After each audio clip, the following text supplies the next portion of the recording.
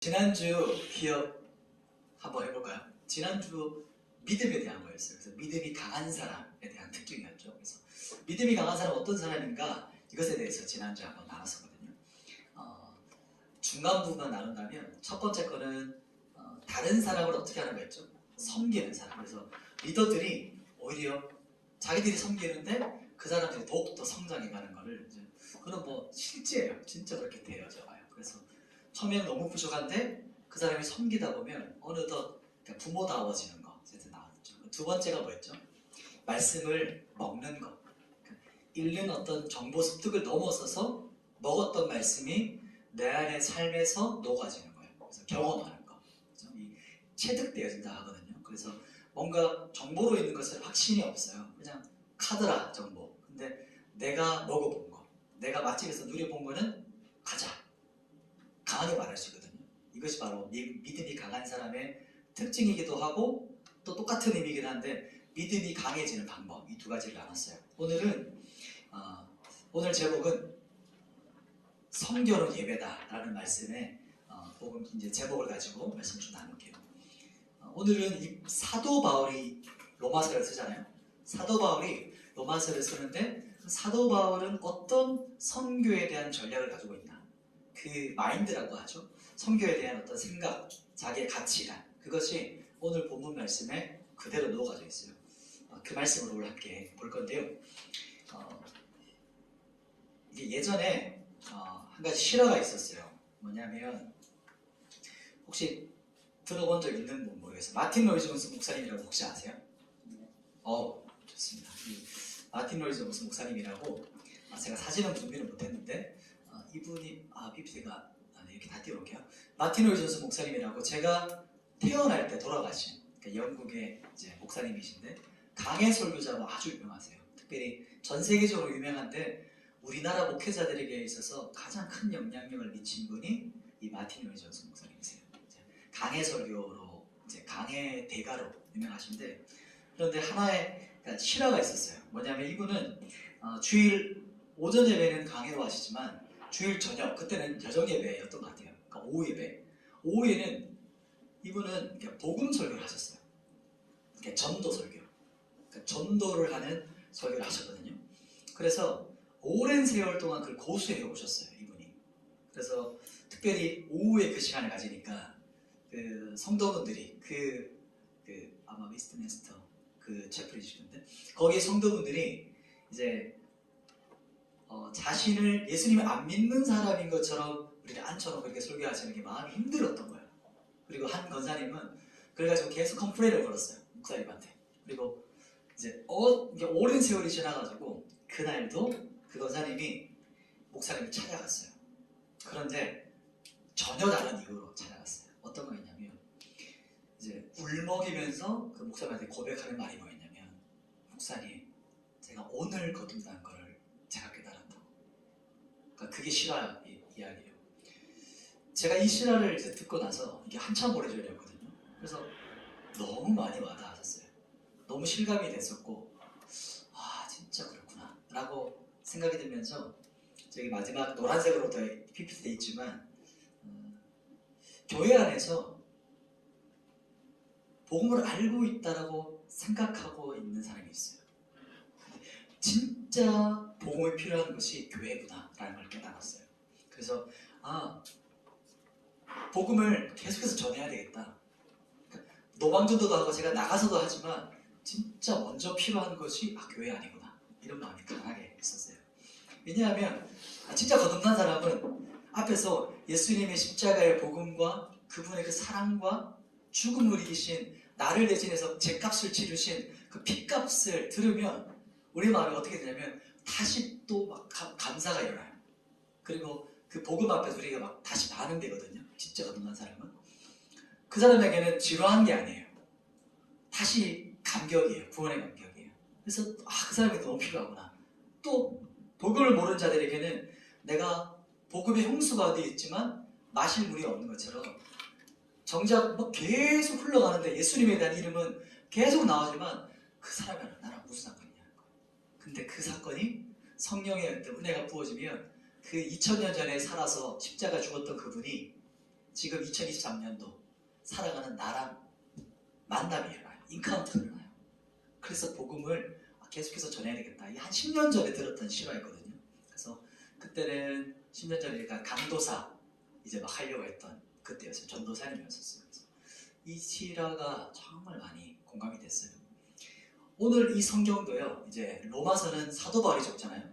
이 사도 바울이 적은 이 편지 로마서도 같은 맥락으로 적어요.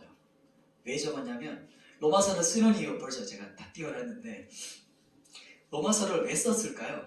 그 부분이 14절에 나오거든요. 오늘 우리 함께 봤죠? 14절 말씀을 같이 한번 읽어봅시다. 우리 로마서 15장 14절 같이 읽습니다. 시작! 내 형제들아 너희가 스스로 선함이 가득하고 모든 지식에 차서 능히 서로 권하는 자임을 나도 확신하노라. 보면 우리가 방금 15절을 읽었어요. 15절에 뭐라고 말하냐면 14절에 뭐라고 말하냐면 너희가 스스로 선함이 가득하고 모든 지식이 차서 능히 서로 권하는 자는 내가 알아. 확신해. 이렇게 말해요. 그게 무슨 의미냐면 지금 너희 믿음이 강한 거 내가 잘 알고 있다는 거예요.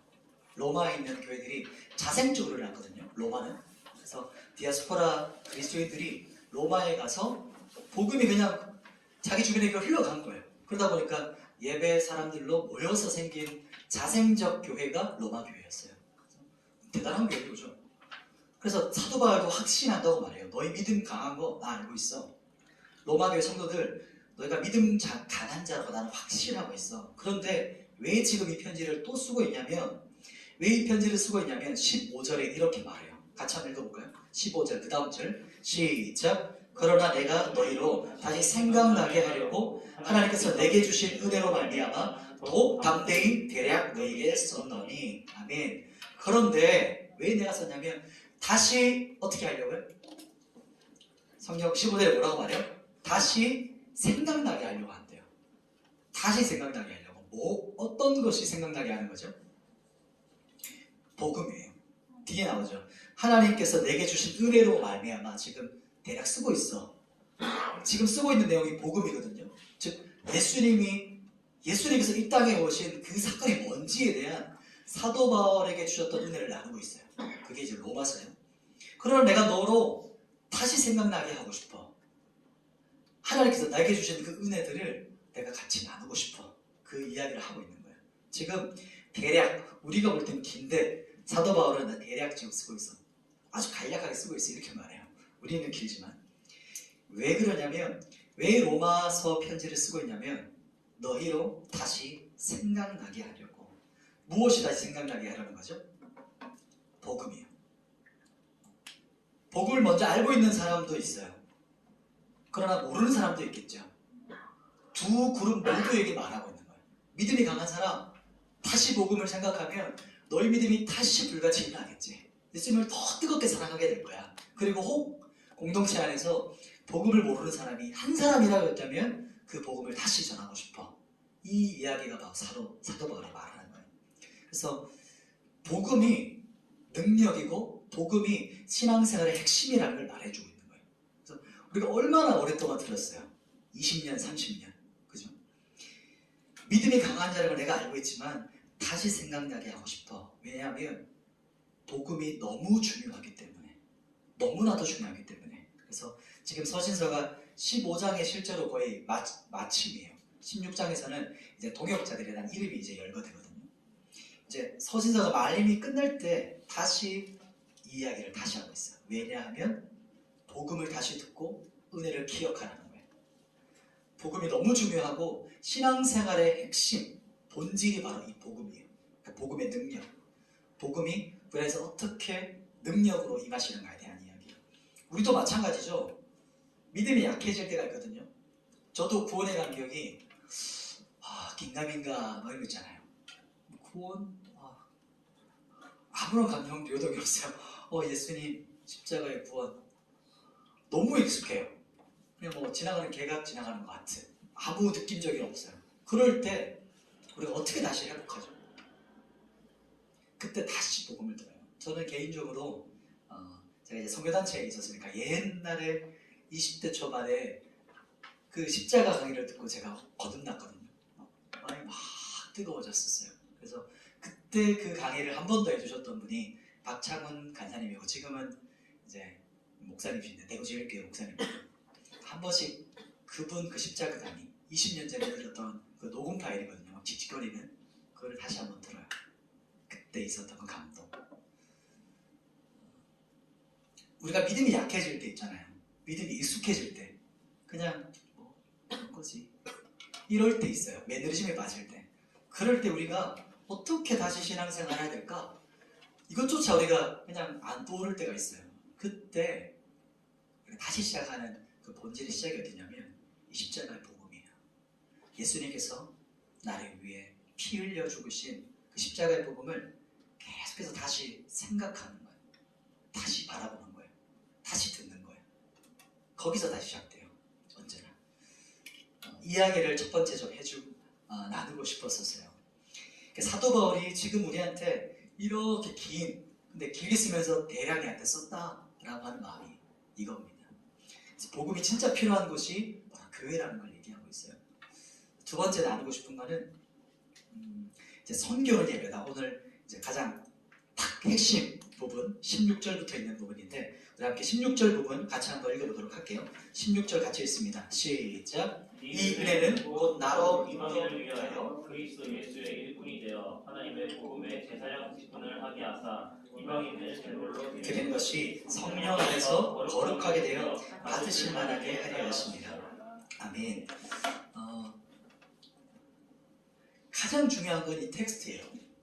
그래서 이 텍스트를 제대로 보면서 그리고 앞에 있는 제가 말하는 거를 또 귀찮은 거 하네요.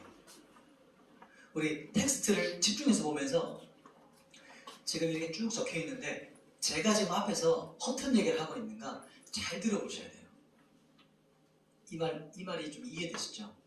왜냐하면 가장 중요한 거는 성경의 진리의 말씀이 우리를 변화시키시지 제 설교가 여러분을 변화시키는 게 아니에요. 저는 그 말씀을 가지고 그 말씀을 해석하면서 대언하기 때문에 그 진리가 저의 입술을 통해서 전달되니까 여러분이 변화될 수도 있고 감동받을 수 있고 생각의 가치관이 변할 수가 있고 내 안에 진들이 깨뜨려질 수가 있어요. 그래서 제일 먼저 주목해야 될 게 성경이에요. 그래서 성경을 보면서 제가 읽자고 하는데 왜냐면은 텍스트가 제일 중요하기 때문에 제가 10마디 하는 것보다 이 본문 한 절이 훨씬 더 중요하거든요. 그래서 소리 내서 읽을 때 여러분의 귀에 들리고 머리에 박혀져요. 그래서 그렇게 제가 한 번 더 설명을 드렸어요. 자, 16절을 한번 눈으로 보세요. 16절을 보면 이렇게 말하죠. 은혜로 이방인을 위하여 그리스도 예수의 일꾼이 되었다. 이렇게 말해요. 즉 이게 어떤 말이냐면 이방인에게 복음 전하는 사도로 지금 사도 바울이 부름받았다는 거예요. 내가 지금 어떤 역할이냐면 내가 예수님께 부름받았는데 나는 이방인에게 가가지고 복음 전하는 게 내 부르심이야. 이 말하는 거예요. 그래서 그것을 사도 바울이 뭐라고 성경에서 표현했냐면 이번에 좀 다 띄워놓고요. 나는 하나님의 복음의 무슨 직분이라고요? 제사장 직분을 가지고 있다고 말해요. 나는 하나님 복음을 전하는 제사장으로 부름받았어. 이렇게 자기 자신을 소개하는 거예요. 그러면 제사장은 어떤 사람이에요? 예배를 어떻게 하죠? 예배를 이끌고 인도하는 사람이죠. 예배를 이끌어요. 그러면 제물은 누굴까요? 그렇죠. 이방인인 거예요. 사도 바울이 지금 나는 제사장인데 제물이 누구냐면 이방인이다. 이렇게 말해요. 그러면 그것을 한번 잘 생각해 보세요. 이방인에게 복음을 전해서 그들이 어떻게 돼요? 그리스도인이 되어서 이 변화된 이 이방인 그리스도인이 하나님께 드려지는 뭐라는 거죠? 제물이 된다는 거예요. 이 사도 바울이 가지고 있는 이 패러다임 한번 잘 생각해 보세요. 이방인에게 자신의 복음을 전하는데 왜냐하면 그들에게 복음을 전해서 그들이 그리스도인이 되는 것이 바로 하나님께서 나를 통해 받으실 만한 예배가 된다는 거예요. 이게 사도 바울이 가지고 있었던 예배에 대한 가치관이었어요. 그러니까 사도 바울이 예배 드린다? 그 뜻은 이거였어요. 그래서 오늘 선교는 곧 뭐다? 예배다. 그러니까 사도 바울의 가치관은 예배가 이렇게 앉아서 예배 드리는 것도 예배일 수 있어요. 그때는 가정교회였거든요. 가정들마다 이렇게 모여서 말씀을 나누고 떡을 떼고 성찬을 해요. 그게 예배인데 또 하나의 사도 바울이 가지고 있었던 가치관은 하나님께서 받으시는 진짜 예배, 주님께서 기뻐하시는 산 제물은 나도 드려지지만 내가 복음을 전해서 구원받은 거듭나는 이방이 하나님께 영원히 드려지는 거잖아요. 그것을 하나님께서 가장 기뻐한다고 생각했어요. 그래서 사도 바울은 평생토록 이 예배, 선교적인 예배를 가지고 살아가요. 이게 사도 바울이 가지고 있었던 가치관, 마인드였어요. 그래서 우리가 생각하는 예배, 또 사도 바울이 생각하는 예배, 이 가치관을 지금 이제 제가 비교해 보라는 거예요. 내가 생각하는 패러다임 있잖아요. 예배 드린다. 예배다. 근데 사도 바울이 생각하는 이 예배에 대한 가치관, 패러다임, 이것이 이 두 부분이 얼마나 차이가 나고 있는지 한번 제가 질문 드리는 거예요. 선교가 바울에게는 예배라는 말이었어요. 조금만 더 생각해 볼까요? 사도 바울이 지금 하나님 앞에 나갈 때 자기는 뭘 가지고 나가길 원했냐면 이방인의 영혼을 품고 계속 나가길 원했어요. 실제 전도도 했지만 전도하고 계속해서 하나님 나아갈 때 하나님 제가 복음을 증거했어요. 에베소에 복음을 증거했어요. 에베소의 빨레터에 가서 빌립보에 만났던 그 사람들 그 만날 때마다 그 영혼을 마음에 품고 하나님께 나아가는 거예요. 이게 사도 바울이 가지고 있었던 산 제사였어요. 우리가 생각하는 패러다임이랑 바울이 생각하는 패러다임이 정말 많이 차이가 나죠. 바울은 지금 이방인들이 이방인을 하나님께서 가장 기뻐하시는 제물이다 이렇게 말해요. 우리가 이방인을 죽여서 드리는 이게 아니고 산 제사, 살아있게 만들어주고 진짜 드리는 제사를 말해요.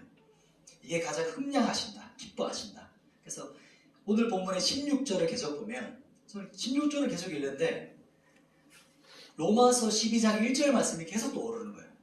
분명히 15장 16절 말씀인데 이 말씀의 의미가 12장 1절 말씀이 떠올랐어요. 로마서 12장 1절. 성경 있는 분 한번 앞으로 한 3장만 넘겨보세요. 로마서 12장 1절 말씀인데 뭐라고 나오는지 한번 읽어볼까요? 같이. 로마서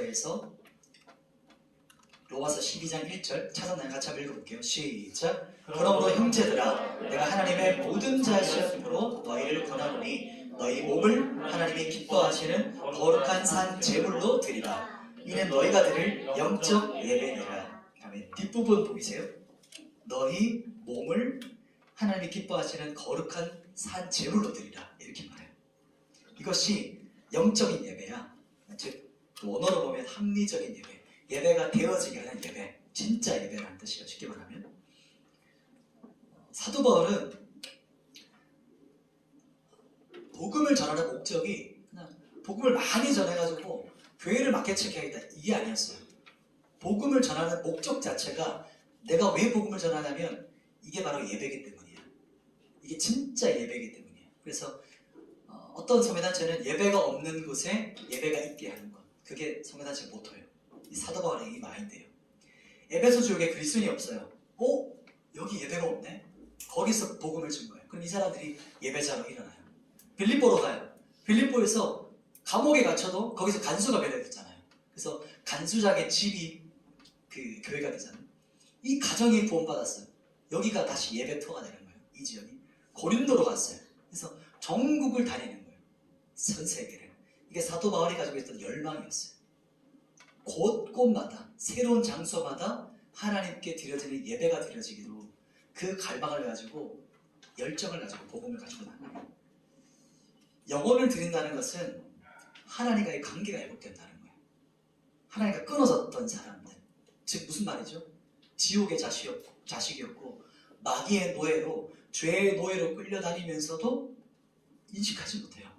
나는 자유롭다 생각해요.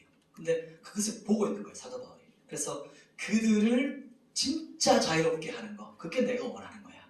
그것이 바로 사도 바울이 자신을 또 뭐라고 말하냐면 나는 중매자야 이렇게 말하거든요.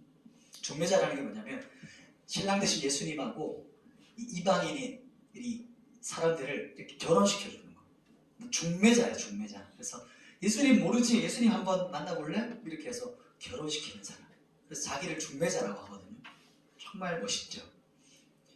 성교를 자기는 중매하는 것이라고 생각했어요. 그래서 우리를 그리스도와 결혼시키는 나는 중매자야. 이게 복음의 제사장이라고 말하는 겁니다. 우리 청년들도 저도 그렇고 사도 바울이 가지고 있었던 이 예배에 대한 가치관이 우리 안에 새로워지길 원해요. 그래서 우리가 가지고 있는 틀이 있거든요. 세상을 이게 바라보는 틀도 있고 내 안에 갇혀있는 틀이 있어요. 그래서 나이가 들수록 이 틀이 깨트리기가 어려워요. 계속 깨어가야 돼요. 그래서 계속 배워야 되고 내 안에 있는 갇혀있는 이 시각들을 깨뜨려야 돼요.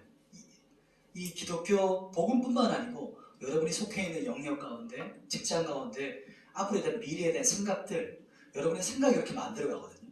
그래서 생각을 깨뜨리고 여러분의 생각을 열어주는 사람을 만나야 돼요. 만나면 점점 좁아져. 점점 수동적이 돼. 점점 부정적이 돼. 그럼 그 사람 만나면 안 돼요. 더 인사이트를 주고 그렇게도 생각할 수 있네. 그렇게 생각할 수 있구나.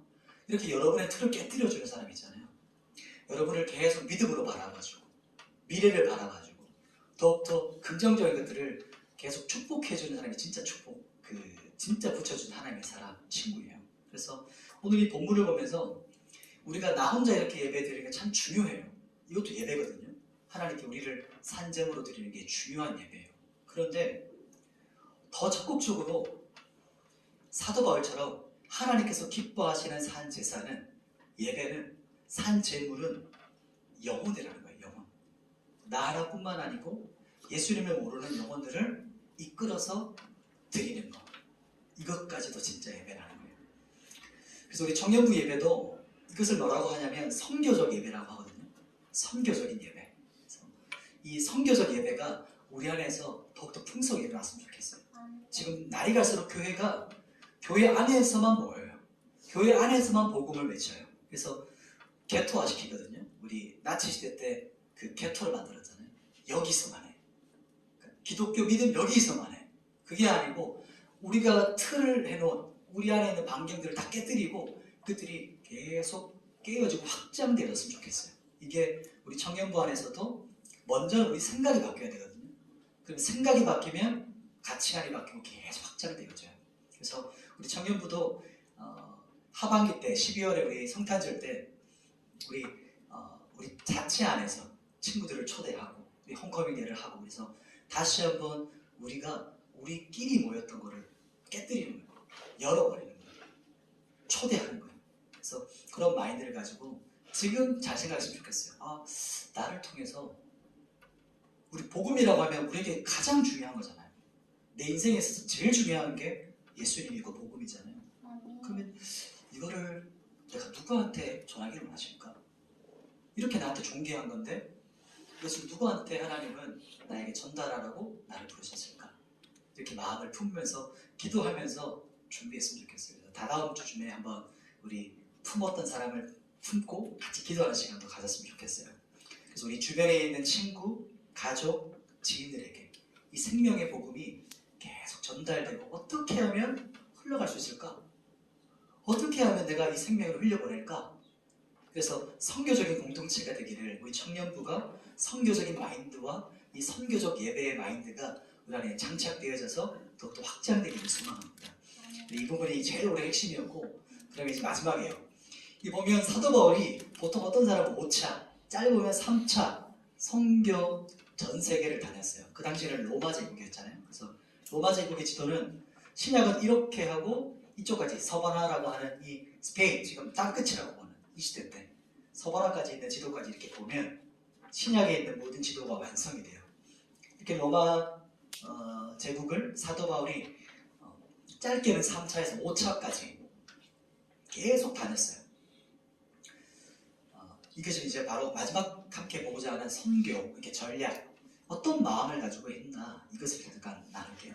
20절, 21절 말씀인데 두 절 말씀을 함께 한번 보도록 하겠습니다. 함께 읽을게요. 시작. 또 내가 그리스도의 이름을 부르는 곳에는 복음을 전하지 않기를 힘쓰노니 이는 남의 터 위에 건축하지 아니하려니와 기록된 바 주의 소식을 받지 못한 자들이 볼 것이요 듣지 못한 자들이 깨달으리라. 함과 같으니라. 아멘. 세 번째 마지막으로는 사도 바울이 가지고 있었던 선교 전략이에요. 그냥 막 다니지 않았거든요. 사도 바울은 어떤 계획을 했고 그러나 그 계획 가운데서도 또 성령의 개입이 있어요. 그러면 그럴 때는 또 수정해요. 진짜 신기해요. 이 로마서가 쓰여진 배경도 그거잖아요. 뮤트 눌러주세요. 사도 바울이 가지고 있었던 이 선교에 대한 철학과 마인드를 가지고 움직였어요. 그 부분이 바로 20절에 그대로 나와요. 고스란히 20절 안에 나오는데 뭐라고 말하냐면 한번 보십시오. 내가 그리스도의 이름을 부르는 곳에는 복음을 전하기를 않기를 어떻게 힘썼대요. 복음이 이미 전해졌다. 다른 사람이 이 복음을 전했어요. 그 지역에. 그러면 그 전파된 곳에 난 활동하지 않는 것이 전략이었어요. 그게 가치관이에요. 그래서 항상 사도 바울은 어땠냐면 새로운 장소를 개척했어요. 새로운 장소, 새로운 사람들을 만났어요. 이게 사도 바울이 가지고 있는 첫 번째 전략이에요. 그래서 항상 새로운 곳에 내가 복음 전하는 것이 내 가치관이다. 이렇게 말하는 것이 20절이에요. 사도 바울이 지금 선교 전략과 마인드는 뭐냐면 프론티어 정신이 있죠. 즉 이제 개척자, 새로운 곳을 뚫어내는 거예요. 한 번도 밟지 않았던 걸 향해 가는 거예요. 이게 선교를 가지고 있었던 사도 바울의 전략이었어요. 가지고 있었던 마음이었어요. 그래서 새로운 시도를 하는 거예요. 누가 하나 거기를 해보지 않았지만 내가 처음인데 해보는 거예요. 그러니까 뚫어내는 거예요. 힘들죠. 다른 사람들이 다 해놓은 곳에 가서 거기에 같이 얹혀서 하면 얼마나 효율적이에요. 효율적이지 에너지도 낭비 안 되죠. 그죠? 시행착오도 없이 할 수 있잖아요. 그런데 사도 바울은 그것을 추구하지 않아요. 왜냐하면 왜 그랬을까요? 왜 이미 개척되어졌고 교회가 있고 예수님의 이름을 아는 곳에서는 복음을 안 전했을까요? 거기를 왜 안 갔을까요? 왜냐하면 괜한 다툼이라든지 분쟁, 시기 질투 여러 가지 비본질적인 것 때문에 지금 내가 거기 묵을 수 없다. 사도 바울에게 있어서 제일 중요한 것이 복음을 전하는 거였어요. 그래서 영혼을 어떻게 하면 한 사람이라도 더 어떻게 할 수 있을까? 더 구원할 수 있을까? 어떻게 하면 한 사람이라도 더 복음을 전할 수 있을까? 그래서 중심 도시를 기점으로 다니거든요. 그 당시 때 큰 도시를 다녀요. 이제 그 로마 제국에 있어서 가장 핵심 도시가 로마였잖아요. 우리나라로 보면 서울. 그래서 도시마다 대구, 부산, 광주, 대전 이렇게 핵심 거점을 가지고 사도 바울이 다녀요. 그 가치관이었었던 거예요. 그래서 누가 더 많이 전도했고 누구 교회가 더 크고 뭐 어디가 영향력이 있고 이게 지금 사도 바울에게 중요한 게 아니고 사도 바울에게 있어서는 지금 나에게 있어서 어떻게 하면 영혼을 하나님께 올려드릴 수 있을까? 이거의 첫 번째 포인트였어요. 그래서 사도 바울이 가지고 있었던 것은 더 많은 영혼을 그리스도의 복음을 듣고 회심하게 하는 것. 이게 1순위였어요. 사도 바울의 마인드 가치가. 그래서 복음의 본질 또 플러스 선교가 얼마나 지금 급박한 상황인가에 대한 마음을 가지고 선교의 전략을 가지고 있었습니다. 이게 가장 중요했기 때문에 다른 걸로 지금 시간 뺏기고 싶지 않다는 거예요. 그래서 사도 바울이 지금 돌았던 걸 보면 비행기가 아니에요. 걷고 배 타고 다녔어요. 우리 유럽 여행 타는 거 맞죠? 우리 훈민이 형 제가 최근에 갔다 왔는데 그 지역을 다 걸어 다녔다. 어땠을 것 같아요? 파김치가 되는 거예요. 사도 바울이. 그래서 심지어는 나중에 마가가 이 산맥 올라가기 전에 여기서 도망가요. 왜냐하면 그 마가는 좀 귀족 출신, 잘 사는 집안의 사람이었거든요. 그러니까 이 산맥을 넘어가려니까 말이 안 되는 거예요. 어떻게 넘어갑니까 여기를? 근데 가자는 거예요. 그래서 바울과 바나바 올라갔는데 마가는 이제 같이 안 가요. 그래서 같이 못 간다 나중에. 사도 바울이 짊어졌던 이 복음의 가치관, 이 시급성은 우리가 다 알 수 없는 지금 시대랑 완전 다른. 그럼에도 불구하고 그가 다녔던 이 지역들을 보면 와 어떻게 저렇게 다닐 수 있었을까? 배 한 번 타는 걸 그냥 목숨 걸고 하는 거거든요. 당신은 목소리잖아요. 그렇게 복음을 위해서 어떻게 하면 한 영혼에게 더 전할 수 있을까? 이것에 대한 가치관, 마인드를 가지고 나아갔어요. 그래서 그게 가장 중요했기 때문에 언제나 사도 바울은 개척자 정신으로 뚫어내고 복음을 전했어요. 이게 지금 우리에게 있어서 가장 필요한, 가장 우리에게 장착되어야 될 어떤 마인드인 것 같아요. 그죠? 우리가 때로는 이렇게 형성되어 있는 공동체 참 귀해요. 그리고 우리가 우리 안에서도 아주 중요해요. 두 번째랑 연결되는 건데, 두 번째 주제랑 이 세 번째가. 근데 이것을 뛰어넘는 거, 우리의 생각과 가치관을 깨뜨리는 거. 그래서 계속해서 확장되어지고 우리의 마음이 넓혀지는 게 참 중요하다고 생각이 돼요. 말씀을 마무리하겠습니다. 오늘 이 로마서 말씀은 쓰여진 이유가 있었어요. 첫 번째, 왜 쓰여졌죠? 그것은 복음이 너무 중요하기 때문에 복음을 다시 써있어요. 나 다시 복음 전하고 싶어. 왜냐하면 다시 너희로 생각나게 하려고. 왜냐하면 신앙생활에 있어서 너무나도 많이 들어서 우리가 익숙할 수 있지만 이 복음이 가장 핵심이고 본질이기 때문에 복음이 가장 필요한 것이 정작 교회 아니기 때문이라고 했어요. 두 번째는 우리 선교는 곧 예배다. 하나님께서 가장 기뻐하는 예배가 이 산 제물이 영혼, 나 자신이기도 하고 예수님을 몰랐던 그 영혼이 하나님께 나오는 거. 그게 제일 하나님 기뻐하신다는 거예요. 그게 사도 바울이 가지고 있었던 열망이었어요. 마지막 세 번째가 사도 바울의 선교 전략과 마인드는 새로운 곳, 새로운 땅, 새로운 사람, 개척이었어요. 뚫어내는 거예요. 브레이크 뚫고 안 되면 또 뚫고 계속 막 부딪히는 사람, 이런 마인드. 그리고 왜 그렇게 했냐면 너무나도 복음이 시급하고 이게 너무나도 중요한 문제니까 그 마인드, 개척자의 마인드를 가지고 나아갔던 겁니다. 그래서 사도 바울이 어떻게 이렇게 마지막까지 여기에 몰두되어 있을 수 있을까? 그것을 우리 함께 마음에 묵상하면서 예배팀 한번 준비해 주시고 그 마음을 여러분에게 한번 질문해 보세요. 그냥 나가가지고 복음 한번 전하는 게 아니고 일생일대를 복음 위해서 자기를 그냥 드렸어요. 도대체 어떻게 이 사람을 이렇게 미친 사람처럼 돌아다니게 만들었을까? 여러분이 한번 질문해 봤으면 좋겠어요. 함께 찬양하면서 우리 준비한 예물이 있죠? 준비한 헌금을 드릴 텐데